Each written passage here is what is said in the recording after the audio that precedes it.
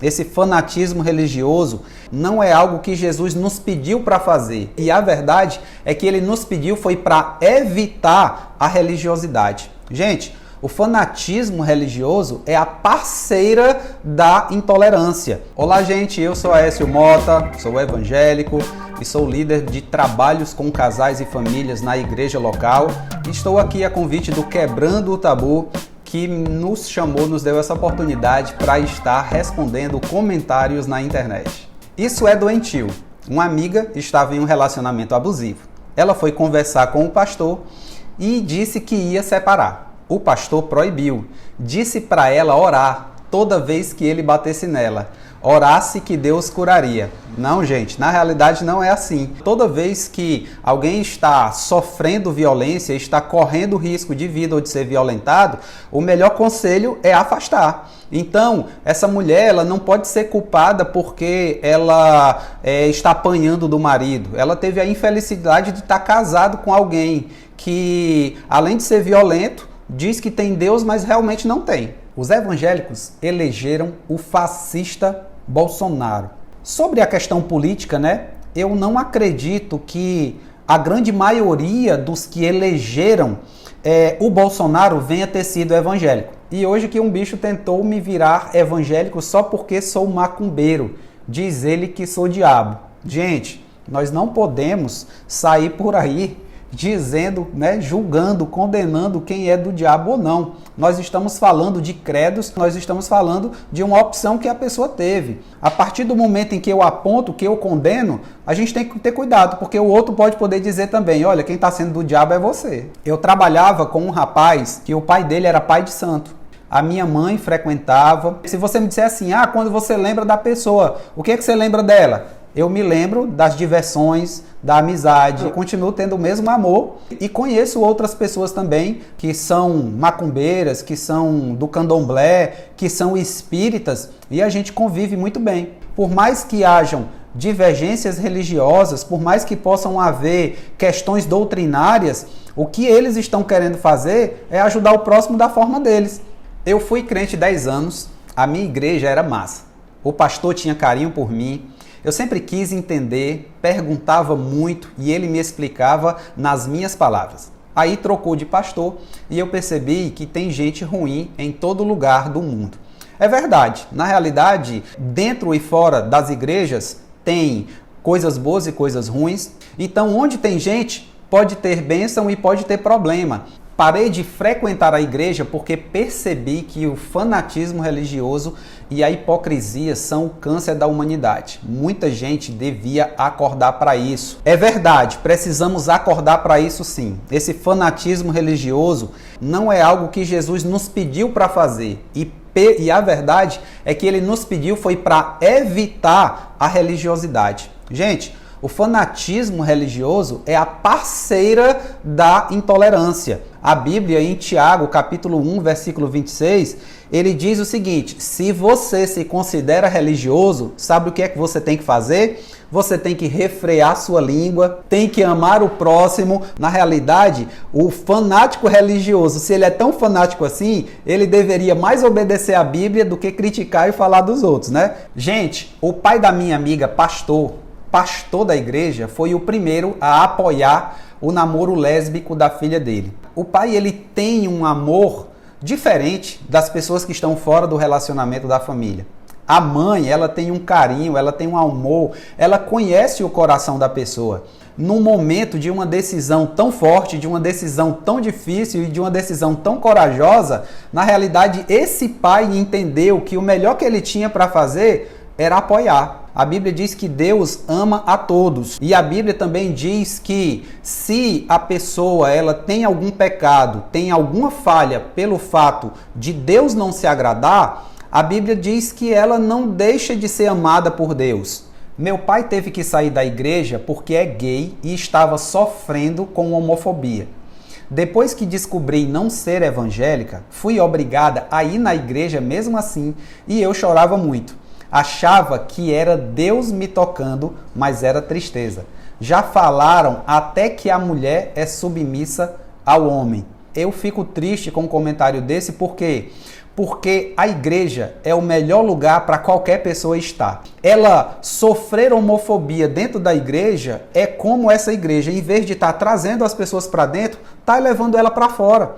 E esse, na realidade, não deve ser o papel da igreja. Os evangélicos, eles têm muito a probabilidade, a facilidade de encontrar a forma mais fácil de estereotipar as pessoas e como a Bíblia julga e condena elas. E na realidade, o julgamento e a condenação está mais por parte da pessoa do que até mesmo da própria Bíblia. Alô, mana crente, sua igreja é machista, Flor. Infelizmente, nós percebemos que uma igreja ou outra, em um local, uma mais e outra menos, pode ter uma concentração de mais pessoas machistas do que a outra.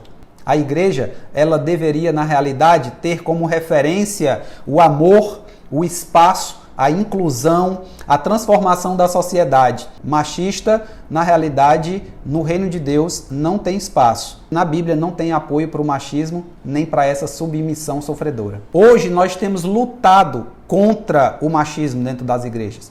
Automaticamente, é como se nós estivéssemos fazendo a mesma coisa que as feministas querem. Só que a gente não usa isso, não nomeia essa atitude, esse combate ao machismo de feminismo. Nós combatemos o ensino puro e a essência verdadeira da palavra de Deus. Se nós formos olhar pela causa, olharmos pelo combate ao machismo, eu diria que nós estamos juntos. Eu poderia dizer que as feministas estão fazendo algo que Deus quer e poderia dizer também que nós poderíamos nos considerar um pouco feministas, talvez, Não há cultura do estupro em nosso país, diz Feliciano. Poxa, Feliciano, eu tenho uma admiração por você, mas nesse caso eu vou ter que discordar um pouco, porque nós vivenciamos lá onde as pessoas estão, que na realidade o estupro tem acontecido sim. E a gente sabe que obrigar alguém a praticar sexo contra a vontade é algo inaceitável. Além de ser moralmente errado, terrível, ainda é crime. O fato de nós termos um mesmo Deus e um mesmo Senhor, na realidade não nos limita a nós não termos a nossa interpretação e a nossa vivência diferente. A nossa vivência e as nossas experiências com as pessoas, na realidade, nos dá uma outra percepção de mundo. É nojento e assustador ver crente querer que uma menina de 10 anos que foi estuprada continue com a gravidez. Vergonha. Realmente é um fato muito sério, muito delicado. Precisa se analisar, pensar em todas as possibilidades. Por quê? Porque essa menina sofreu. Essa menina está sofrendo e a gente tem que cuidar para que ela não continue nesse sofrimento. Na realidade, essa pessoa, ela foi vítima da violência. Isso aí está mais para uma deformidade, está mais para um crime realmente muito bem feito do que um propósito de Deus. Deus tem o melhor para as pessoas. A Bíblia, ela não fala claramente, digamos assim, sobre aborto, mas a Bíblia fala muito em preservar a vida. Como a Bíblia não tem dizendo, não aborte, a gente vai olhar parâmetros, mas a gente tem que usar também o bom senso, a reflexão para a gente poder analisar cada caso. E realmente essa rigidez, esse pensamento bitolado, às vezes pode atrapalhar o agir de Deus na vida de muita gente. Então, Lúcifer não foi expulso do céu porque bebeu, se prostituiu, por ter usado drogas, por ser hétero ou gay, por ser um bandista, católico, evangélico ou ateu. Ele caiu pelo seu próprio orgulho, caiu pela soberba de se achar melhor que Deus. Isso é o que acontece quando você acha que tem o poder de condenar outra pessoa só porque ela pensa de uma outra forma. Verdade, concordo plenamente. A Bíblia apoia e concorda plenamente. Por quê? Porque a palavra diz que nós não devemos julgar para não ser julgados. Julgamento, se alguém precisa fazer isso, quem vai fazer é Deus, o nosso Deus. Eu sou evangélico, mas não acredito mais no presidente Bolsonaro.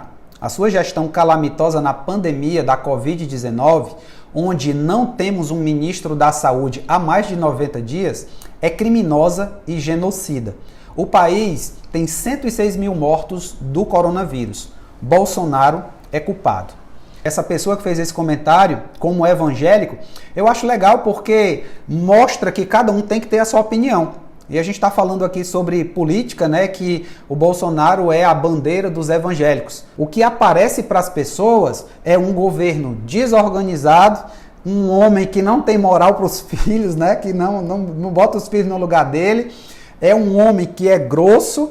E aí, por outro lado, tem as pessoas que estão perto, diz, ele é amoroso, ele quer o melhor para o Brasil. E aí, no nosso lugar, o que fazer? Uma coisa muito real também é que o povo evangélico, ele nunca soube se relacionar muito bem com a política. É nítido que precisa amadurecer muito quanto ao seu papel, a sua postura e o seu comportamento político. Para quê? Para que a gente não venha ter o estereótipo de alguém que apoia o uso de arma, porque nem todo evangélico apoia a arma. Se nós formos olhar para a palavra de Deus, ela quer que a gente possa refletir melhor em consensos que promovam o bem de todos. Mesmo sendo diferentes, nas diferenças eu acredito que Deus, como sábio, vai conseguir tirar e extrair o melhor de cada um de nós.